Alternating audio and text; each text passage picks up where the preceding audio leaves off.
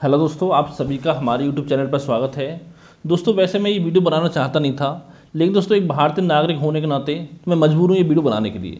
अब देखिए दोस्तों, जैसे कि आपको पता होगा कि पिछले कुछ दिनों से जो भारतीय पहलवान हैं वो आपके धरने बैठे हुए हैं जंतर मंतर पर। अब देखिए उनमें कौन कौन से पहलवान हैं, पहले मैं आपको बताता हूँ। जिसमें दोस्तों एक हैं आपकी विनेश फोगाट, महिला पहलवान। आप उसको बता दें कि ये वही पहलवान है आपकी कि जो एशियाई खेलों में गोल्ड मेडल जीतने वाली आपकी पहली महिला पहलवान है, और साथ ही ओलंपिक 2022 के लिए क्वालिफाई करने वाली पहली महिला पहलवान भी हैं। और साथ ही एक पहलवान है आपकी साक्षी मलिक, जो कि आपके धरने बैठी हुई हैं। और दोस्तों ये आपके ओलंपिक में कोई भी मेडल जीतने वाली पहली भारतीय महिला पहलवान है, ये भी आपको पता होगा, जिन्होंने 2016 में आपका ओलंपिक खेलों में कांस्य पदक जीता था। और साथ ही जैसे कि आपकी बजरंग पूनिया, जिन्होंने कि आपका एशियन गेमों में आपका स्वर्ण पदक जीता हुआ है। अब देखिए दोस्तों ये धरने पे क्यों हैं। अब दोस्तों अभी 5-7 दिन हुए धरने पे हैं, लेकिन इससे पहले भी लगभग 3-3.5 महीने पहले धरने पे थे। और धरने पे क्यों थे? क्यों दोस्तों आपको पता होगा, जो आपके कुश्ती महासंघ के अध्यक्ष हैं ब्रजभूषण शरण सिंह, ठीक है, जो कि आपके कुश्ती महासंघ के अध्यक्ष हैं। तो इन पहलवानों का कहना है कि इन्होंने जितनी महिला पहलवान है उनके साथ यौन शोषण किया है। तो बहुत सारी महिला पहलवान ऐसी हैं जिनके साथ यौन शोषण किया गया है, जिसमें एक 200 महिला पहलवान जो आपकी नाबालिग भी है, ठीक है। तो देखिए दोस्तों इनकी मांग ये थी कि सरकार इनके खिलाफ जांच कराए, जो कि 3 महीने पहले धरने बैठे थे लोग। तो लेकिन दोस्तों उस समय 3 महीने हो गए, कुछ भी आपका एक्शन नहीं लिया गया था। तो इसलिए ये दोबारा से पहलवान आपके धरने बैठे हैं। लेकिन दोस्तों सरकार बयान आपकी मतलब इनकी जाँच तो छोड़ो, लेकिन कोई बयान तक आपका सरकार किसी मंत्री का इनके लिए आपका अब तक नहीं आया है, ठीक है। और साथ में दोस्तों मैं बता दूं, कल जब आपकी महिला आपकी सुप्रीम कोर्ट गई थी, तो उसके बाद आपका दिल्ली पुलिस ने इसके खिलाफ आपका FIR दर्ज की है, ठीक है। अब देखिए दोस्तों मैं ये नहीं मानता हूँ इन्होंने आरोप लगाए कि सही है गलत है, लेकिन कम से कम सरकार का इतना हक बनता है कि जिसके खिलाफ भी नाइंसाफ़ी हो रही हो तो उसकी कम से कम बात सुनी जाए। लेकिन सरकार बिल्कुल सुनने को तैयार नहीं है, ठीक है। उसके बाद दोस्तों 2 FIR आपको दर्ज की गई, लेकिन पहले दिल्ली पुलिस ने आपकी कोई भी FIR दर्ज नहीं की, जिसमें एक आपका पॉस्को एक्ट के तहत की गई है, यानी नाबालिग के साथ आपका यौन शोषण के खिलाफ, ठीक है।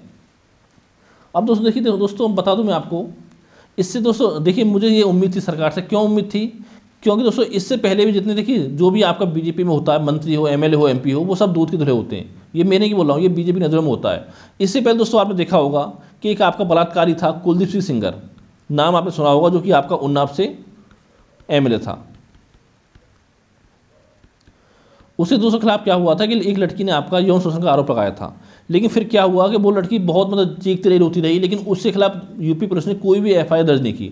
लेकिन जब वो लड़की मतलब उसके घर के बाहर अपनी आत्महत्या करने की तैयार थी आग लगा के, उसके बाद तो उसके खिलाफ FIR दर्ज की लगभग 1-1.5 साल बाद, ठीक है। तो यानी इसको बचाने की पूरी कोशिश की गई थी सरकार के द्वारा, लेकिन अब पता होगा इस समय ये आपका जेल में है। और इसके अलावा दोस्तों आपने सुना होगा चिन्मयानंद, उस पर भी आरोप लगे थे, लेकिन उसके सारे आरोपों से उसको बरी कर दिया गया। अब क्यों कर देगा ये आपको अच्छे समझ में आना चाहिए, आपको पता ही होगा। और दोस्तों एक था जो आपका मंत्री के बेटा था एक, ठीक है, बीजेपी मतलब जो आपका केंद्र सरकार मंत्री उसका बेटा था, उसने मतलब अपनी गाड़ी से किसानों को कुचल दिया था, लेकिन उसके बाद भी उस मंत्री को आज तक आपका बीजेपी ने मंत्री पद से आपका नहीं हटाया है। तो यानी दोस्तों इनकी नई बात नहीं है। देखिए इसमें जो पार्टी में होता है वो सब दूध धुले होते हैं। अब देखिए दोस्तों सवाल ये उठता है, देखिए नारे तो बहुत दिए जाते हैं कि बेटी बचाओ बेटी पढ़ाओ। तो दोस्तों मैं बताना चाहता हूँ आपको, देखिए बेटी बचाओ बेटी पढ़ाओ नारा क्यों दिया गया था कि बेटी बचाओ हम आ रहे हैं सत्ता में, इसलिए नारा दिया गया था मेरे हिसाब से तो, ठीक है। क्योंकि दोस्तों यहाँ पर नाइंसाफ़ लगातार होते हैं। आप खुद सोचोगे ऐसा नाइंसाफ़ी होगी महिलाओं के साथ, तो यहाँ पर कौन सी कंपनी आपकी बाहर मतलब ऐसी है बाहर जो कि भारत में निवेश करना चाहेगी बाहर से, ठीक है, विदेशी कंपनी कोई नहीं करना चाहेगी। और ना ही जो आपका पर्यटन के लिए आते हैं लोग वो भी आना चाहेंगे। और दोस्तों इन मुद्दों को देखिए ना तो कोई आपका मीडिया उठाता है, क्योंकि पता ही होगा मीडिया पहले ही ऑलरेडी बिक चुका है, यानी मीडिया में कोई खबर आपकी है ही नहीं काम की, ठीक है। जो बेमतलब खबरें वो आपकी मीडिया में चलती हैं। हिंदू मुस्लिम भारत पाकिस्तान, अब क्या होगा, चुनाव आने वाला, अब हिंदू मुस्लिम चलेगा दबा के कि हिंदू खतरे में। तो दोस्तों मैं कहना चाहता हूँ कि हिंदू नहीं पूरा देश ही इस समय खतरे में है, ठीक है। आपने इससे पहले देखा होगा बहुत सारे जैसे कि आपकी स्टूडेंट थे वो भी आपके धरने पर आ चुके हैं, ठीक। किसान धरने बैठ रहे हैं 1 साल।